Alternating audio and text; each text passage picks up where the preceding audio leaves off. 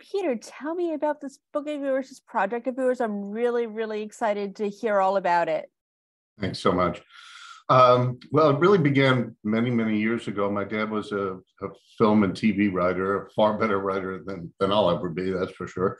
He wrote Columbo and Mission Impossible and Rockford Files, a lot of shows.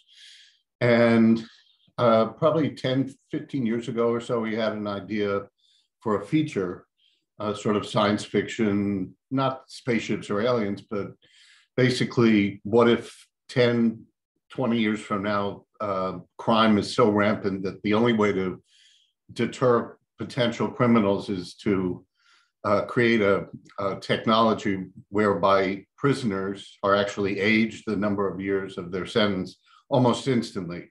So it's the ultimate scared straight for the actual prisoners, obviously, and anyone on the outside who's, wants to avoid losing a chunk of their life. But we thought, all right, that's interesting, but the real story has to be what happens if you're innocent. So that's, I can go into more of the details, but we wrote a screenplay and thought it turned out really well. I mean, my dad wrote 80% of it, but I was sitting by his side the whole time. And unfortunately for us, it was a big budget project, and everybody was just doing sequels and comic book, pretty much the same as they are now. So the project just sort of sat there. Was actually called QuickTime, but we couldn't keep that name for the novel because Apple owns the rights to it. So anyway, my dad passed away about 6 years ago. And when COVID hit, I thought, I'm stuck at home like everyone else. I got to do something beyond my regular work, and I'd love to honor my dad in some way. And I thought, why not novelize our script? And that's what I did, and I loved every second of it. I ended up writing 4 sequels, a couple of them based on other scripts we'd written that were similar. Anyway, sorry, long-winded answer. No, not at all. I love hearing about it. So how'd you get the ideas for the sequels? I mean, I know you got into the idea of how the first book started. Tell me a little bit about the sequels as well. Well, when I was, as you well know, a screenplay is usually 120 or so pages, and ours actually was literally 120 pages. And even with converting it into a novel and first person and adding a lot of stuff you can't do in a script, the novel ended up only being about 175 pages. I thought nobody's going to buy that, no publisher. So I wrote an entire part 2 that wasn't based on anything my dad and I had done, but it brought the story full circle.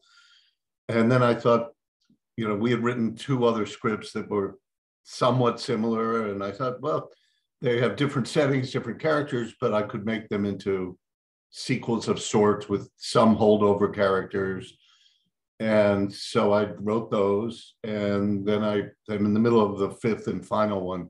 But the irony of all this is that the publisher I ended up with, Ingram Elliott, the great people there, they actually said, well, we love everything you've sent us, but we want it to be 175 or 200 pages because they produce these, these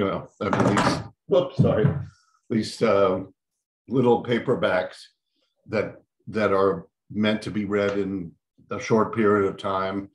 So this is only 225 pages, and it's meant to be cinematic. The ultimate goal is to turn it back into a screenplay and see if somebody wants it in some form. So anyway, the sequels will be 1 year at a time, I hope. And they're a little more science fiction-y. This one has a science fiction premise, but it's really mostly a character study. It's The Fugitive, basically. We've seen that story a million times, but we've seen it a million times because it always works, pretty much. So anyway. It's incredible. And what would you say was the biggest challenge about everything, doing all this? I mean, I know you said you started putting this into novel form during COVID, but what were some of the other challenges? Actually, I found the whole thing exhilarating and not challenging at all. First of all, I had my dad's great writing from the original screenplay, which is, it was very easy to adapt. The challenge really was more structural because obviously a screenplay goes from different sets, different scenes, different locations, and you're not necessarily with your main characters the entire time. And we weren't. We had scenes in the Oval Office and scenes that our main protagonist wasn't in at all. But Ingram Elliott, the publisher, said, no, actually, we want it to be 100%. And they were right, first person. So that was, I wouldn't say it was a challenge. It was kind of fun, but I had to find a way that Morgan, the main character, was, personally privy to all these things. So instead of going to the Oval Office, he sees the same scene that we had in the Oval Office on tape. It was things like that. It's more structural. Writing without the sequel, which, as I said, my dad was not involved with, that was much more challenging because I didn't have my dad's amazing writing to go with, but hopefully he'd be proud. He is. I know he is. He's looking down on you from heaven and saying, I'm so proud of my Peter. I believe it. I won't assume he's proud, but he certainly knows that this is all in honor of him. And the fact that I'm talking about my dad, at this point and 6 years after we lost him is really, so heartwarming for me to keep that memory alive, because he was a wonderful father and a wonderful writer. And I lost my mom around the same time, and Oh no! Well, listen, I'm an old guy myself. This is what happens, but it's not easy. So, in fact, one of the funny again, this is not a challenge. It wasn't a challenge. It was almost funny to me, but I'm writing in first person about a 23-year-old young man who's suddenly 43 in the course of the story within a day. He's actually given a 40-year sentence, but he manages to escape halfway through. So he's dealing with sudden middle age. So I'm writing from the perspective of how this nightmare of a 23-year-old suddenly being 43. Meanwhile, I'm sitting here thinking, I would give anything to be 43 again. That I'm looking at 20 years past where he is, but it was fun. And I tried to put a lot of humor into it. We didn't want it to be even though the premise is, sounds heavy or even depressing. It's really meant to be a kind of fun, light read. He has a very self-deprecating, almost sitcom-ish kind of sense of humor that he's able to inject into even, some of the most tense scenes where he's being chased or whatever. So hopefully it works. It's amazing. And are you working on any other writing projects now that you're writing on the fifth and final one? Is there something else on the docket that you plan on working on? I wrote another novel many years ago that went nowhere and probably won't. But it's more of a political legal thriller. And then a sci-fi pilot I've been trying to get off the ground for years. It's sort of time travel related, but I always have something going on. Most of them don't really go anywhere, but it's the process is enjoyable. And again, I just really lucked out with the right publisher and the right guidance. And whether the book sells 100 copies or 100,000, it feels really good to, as I said, honor my dad this way. That's incredible. And I'm so happy you got that opportunity. I really am. Thanks. And what would be your dream project to write or work on?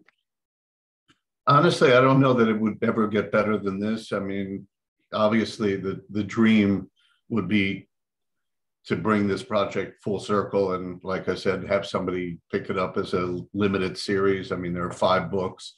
There's more than enough material for 10 hours of television, at least, if not a single movie. So that's really, and that's, I think, what the publisher had in mind. That's sort of their forte is taking on novels that they think could be made into films. I mean, that would be great because that's really how it all began. But it's a long shot. Nobody knows who I am. they know my dad's reputation, but I'm a complete unknown, and it's hard to get things off the ground in the best of circumstances. So we'll see. You know what? I have a friend that might be able to help you with that. I'll get you in contact with him. He's incredible. That would be great. My dad and I had an agent, but she retired, so I'm kind of, out there on my own, just sort of pitching this. So is the publisher, but I'd love to find somebody like that. So yeah, thank you so much. I will definitely get you in contact with Gary. As soon as we get off here, I'll send an email. Well, you just earned, executive producer credits. So no, seriously, that's what. Thank you. I mean, that's what producers sometimes just get it going, and without them there'd be nothing. So they deserve it. Thank you. Of course. And since we're getting to the holiday time, what's some of your favorite holiday traditions? I love this time of year, and for all the corny, sentimental reasons, I'm a very corny person, I guess, old fashioned. I love the music. I love the scenery. I love the general feeling. My dad and I actually wrote a Christmas song. I wrote the music. He wrote the lyrics, 20, 30 years ago, when I thought I'd be a composer, which really worked out well, not at all. But, we always just loved that time of year. And no Grinches in this family. I mean, it's a beautiful time. If only it could last year round, as every cliche goes. Absolutely. I'm so excited about this time of year as well. I can't believe it's 10 days away, though. I'm not quite ready yet. I know. And I love Christmas. New Year's never really, to me, it's just a date. I never got sentimental about it. Yeah, same. But Christmas, everything leading up to it, is fantastic. Just not long enough. I think that we should. Yeah, fair. Yeah, I get it. It started in August, and people are just nicer in general.